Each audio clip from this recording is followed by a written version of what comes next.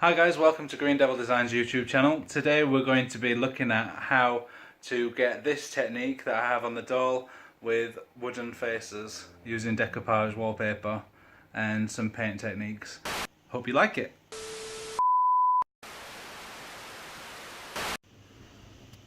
Hey guys, so for today's tutorial, a lot of you who've been following Facebook will have seen the pallet wood furniture that I've been doing recently. I realised that taking the backing off the paper really helps apply it easier. So what I'm going to try today is I'm going to try applying the same technique to this doll's face. So let's just see, we should get a really cool cracked wood effect. Hopefully this should be a great way of using up the scraps I have left from the furniture. Here I've got a few pieces. I still have some of the roll left, but you can see this is a piece of wallpaper, and see how thick it is in my hands. Well, this is what I'm going to do now, strip off the backing, and you can see on this piece I've already done it and let this piece dry, and it's just more like tissue.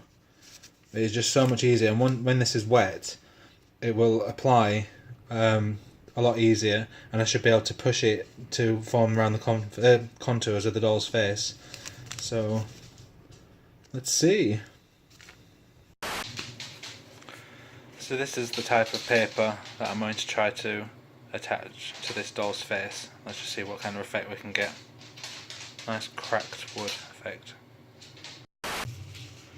So the trick is to submerge the paper completely in water. Don't worry, it's not going to fall apart. That's exactly what I thought it'd do. I thought the whole paper is just going to turn to mush, but it doesn't. Leave it in there to soak for a couple of minutes. I'm just going to finish cooking my lunch, and then we can start peeling it off. Noodles, yummy. So I'm going to try, right, this has been soaking for a couple of minutes now, so I'm going to start by just peeling back the paper. You see, just be very gentle when you're doing it, don't pull too hard or too much in one place. There you go, it started peeling off. And I found, rather than trying to pull it like this, because sometimes it's not saturated all the way through, to put it back into the water as you peel. And once we get that top bit done, like this, if you hold the top with your hands and just put your entire palm across it and drag, it creates even tension, so it's less likely to tear. It may tear a little bit, that's not the end of the world. We can still work with it when it's a little bit torn.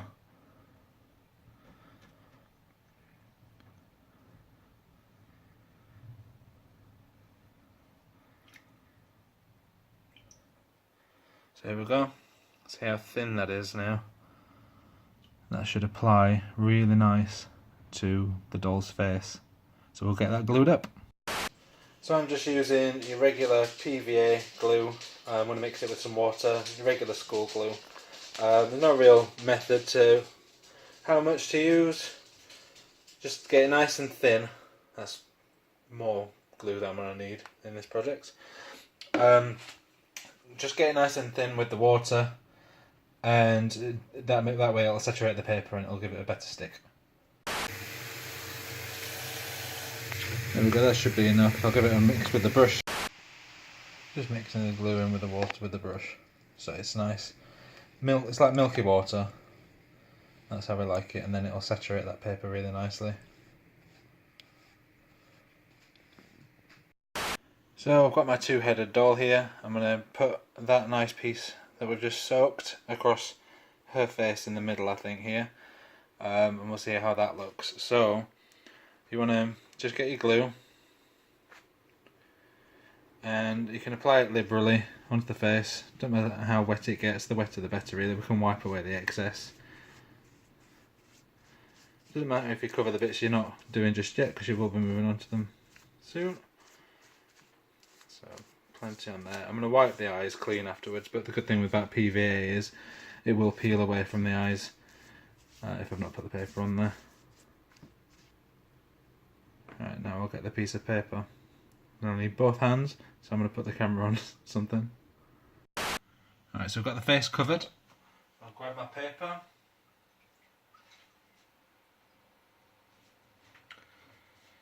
And just lay it gently over the face. I'll push it away from the eyes, just want to look at the design and see which elements we want to use. And I kind of like the bit at the top there with the nails. Make it look like a head's made out of pallet wood. So I'm going to lay that on the top, that'll look really cool on the forehead. If I take it, you can push it. The good thing is nothing's quite tacky just yet, so you can rearrange it how you like it, and then we'll work on getting the air bubbles out. So as I'm putting it down on the face, I'm just going to get my brush, I'll dry it out a little bit. Oops. See, it's not stuck to the face as I dropped it there, it's no big problem. And then, okay, my brush is not dry, it's hard doing this. Bear with me. So just pat it, and the good thing about the brush is if you use the bristles just to push it down a little bit, it will break the paper in some places, but that's good because we want the paper to break so it goes around the contours, and then we want it really applied really thin. So you can see some creases and everything at the moment, and now we'll work on getting that. See, I've got a line here, I want that to continue down the wood, so I don't want this crease to be visible, so you just work with your fingers until you get it into the way you like it. Don't forget this glue will dry clear. And we'll just, let me just get some kitchen roll. Just dry my brush a little bit because making it hard on myself because it's just been soaking in the glue.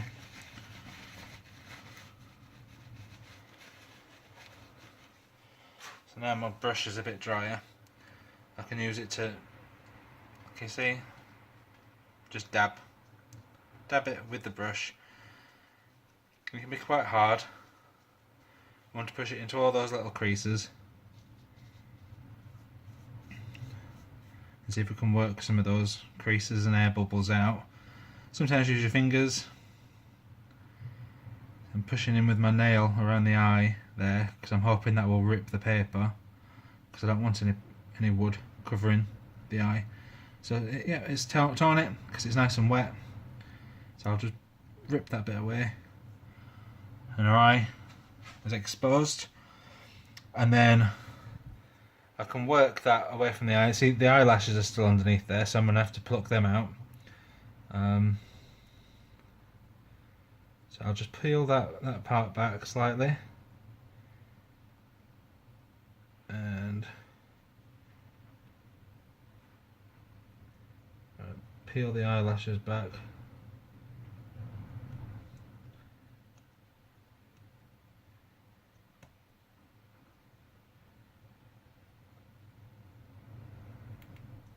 Right, I've got most of, well, no I've not. What I'm going to do is I'm just going to get this bit really wet. See how the eyelashes come out on their own. Just break the paper a little bit there. We can always go back to it. Any edges we'll fix with paint afterwards when we get this all laying nice and flat. Tear a bit more of that away. That's probably part of the problem.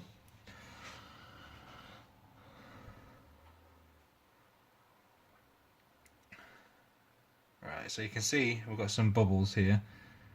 What we want to do is we just want to work from the centre towards the edges, and the more glue we can get coming out the side the better, because that means it's going to fuse a lot stronger because there's no gaps underneath. So you might like the brush better, or your fingers, or a mixture of the both.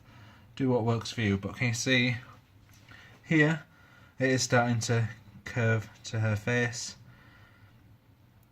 and we'll push that in with my nails into the lips. It should break a little bit, and it gives us more playroom for the outers. And yeah, generally it's just a case of this. Look at that big patch of glue just came out the side there. Just a case of working it with your fingers until you're happy. You want this bit to be as flat as possible to the doll's face, and then it will form a nice bond. With this one, I had used a bit of chalk paint left over from the furniture, just to colour her face in, make her look a bit more grimy. Don't think you'd need to. It might help it stick a little bit better. But it means, because it's got a dark colour, any pieces where we've missed on the paper, that should, the darker colour, darker dirty colour should come through, so it should help it blend nicely.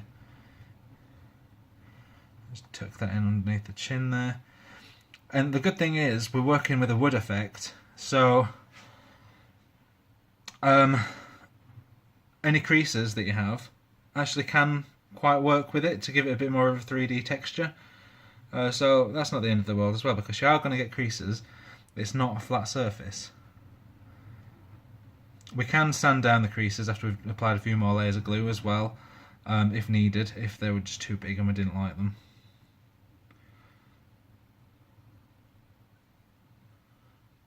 So I'm going to continue working on this and I'll show you the end result. So that's after the first piece. I've let it dry a little bit and I'm going to poke it down a little bit more to get rid of some of those creases, and then I'm going to find some complementing wood. I might use the same one, try to find the same piece so I can do it all in the same type of wood, or I might do something different. So we have a base on this one now. A few lumpy bits, I'm going to let it dry a little bit and then see what we can do about those. And then for the other face, I'm thinking a bit of a contrasting colour, and we'll go for this wood. I've already started soaking it. In the end I decided to do a two-tone pattern with that. Some bits that I've missed we can touch up with paint, because I'm going to darken some areas after and dry brush afterwards, and that'll hide some little mistakes and just make it pop a little bit better. Bring out the features like the nose and the mouth too, if I dry brush them in black or some sort of dark colour. So we'll go for this next. So now we've started working on this face. See, this is a lot more wet. This one that we started on earlier, the glue has started to stick but it's not quite dry. So now is the perfect time just to work on those little bubbles and just press them, and you should be able to get them to disappear. And this is good because the rest of the paper that's already stuck down is pretty tacky anyway. So just chase the bubbles around with your finger and you'll get it stuck right down on the doll. Don't worry if you've got some loose bits like this. We will be giving it another layer or two of glue afterwards. But if we can get that paper as flat the face as possible, it'll really give the effect that we're after, that the face is made of wood.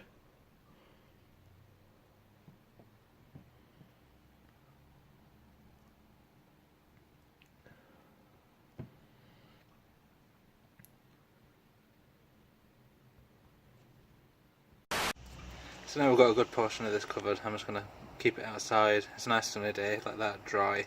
I might want to cover it entirely because I'm going to do some other effects on the face, but I'll just leave it outside now to freak out my neighbours some more. And we'll come back to it when it's dry.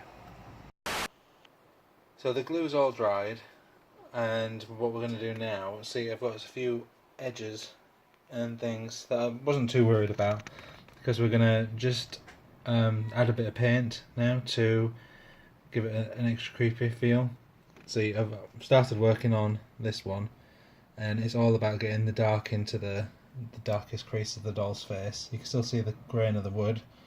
I just want it to be a hint of wood grain. So what we need to do is I'm just going to use the wipe off method.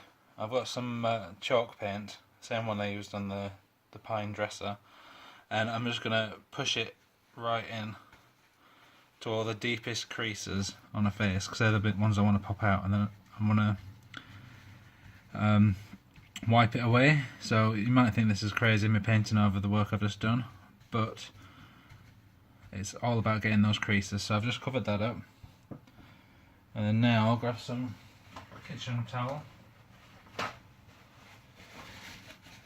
and just wipe away the excess. I just want it to pick out the creases in the eyes, in the nose, the lips. So we'll wipe away the eyes completely.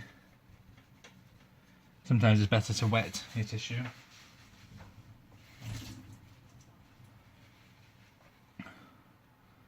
So just wipe away the eyes, don't want those covered in paint. Might colour them in later, different colour, I'm not sure, maybe white eyes, or just leave them as they are. So still a bit dirty, so now we've got a wet towel. We'll go over these edges because we want that paper to come back. We only want that paint to really stick in the recesses on her face, and it makes the features pop out so much more. So we're wiping away a lot of that stuff. If we wipe away too much, we'll just add a bit more. But already that's made her face pop.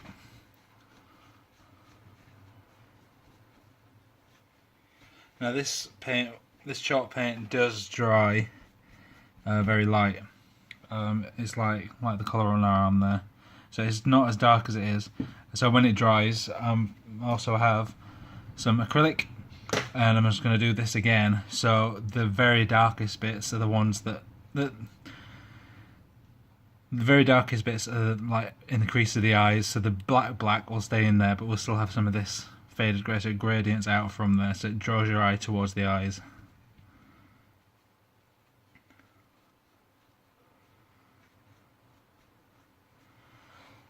Also, as you notice, what I did on this one, I want the doll to look like it's been around for a while.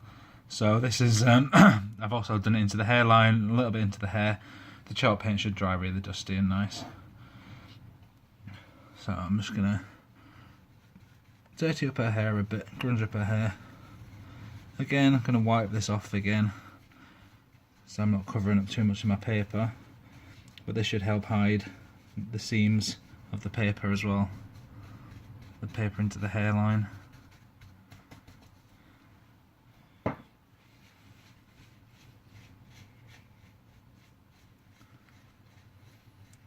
And you just keep working until you're happy.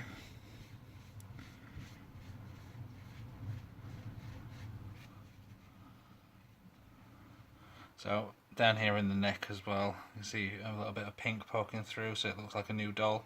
Don't like that, so I'm just going to work this right into the crease.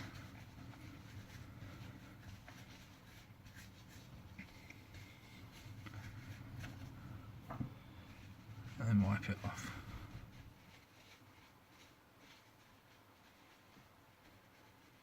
And already that neck just looks so much more aged and looks beautiful. Do the same to her sister here.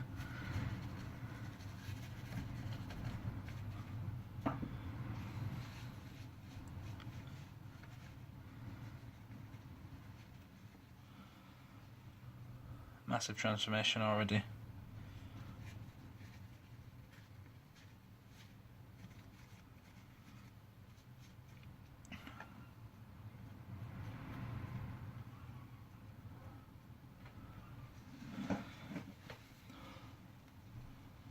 I've got the back of the doll's head. A bit dirty from last time, but you can see these joins really easily.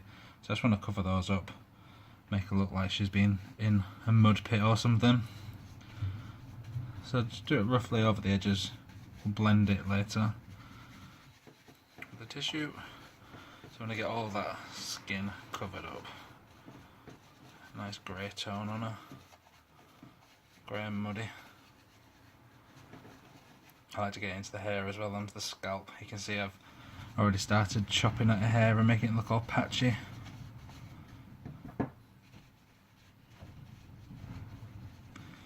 Just wipe it off so it's not an even coat, and then round the side.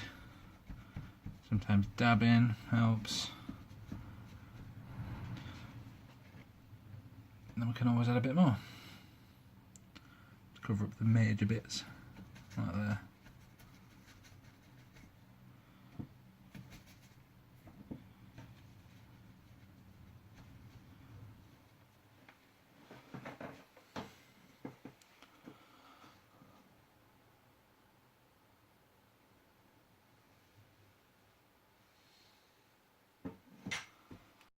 So there's the finished result after I've painted both faces. You see the black really picks out all the details, bringing that face right out there. I did go over this one with some acrylic black right in the creases again, just to bring out the very deepest creases. Well, I hope this video was useful, guys. I've not finished this project today, but keep an eye out on Facebook. It's Green Devil Designs on Facebook, and you'll see the finished piece before she goes up for sale. And then maybe next time we'll touch on some other distressing techniques and how I dress them. Let me know in the comments what you'd like to see. If you like what you see on this channel, please don't forget to like and subscribe. It really helps. This is our second video, hoping to do a lot more videos. Let me know what you'd like. If you like this tutorial and you've created a doll yourself using these techniques, would love to see what you've done. Head over to the Purely Dollmaker Society on Facebook and post your work there so everyone can see.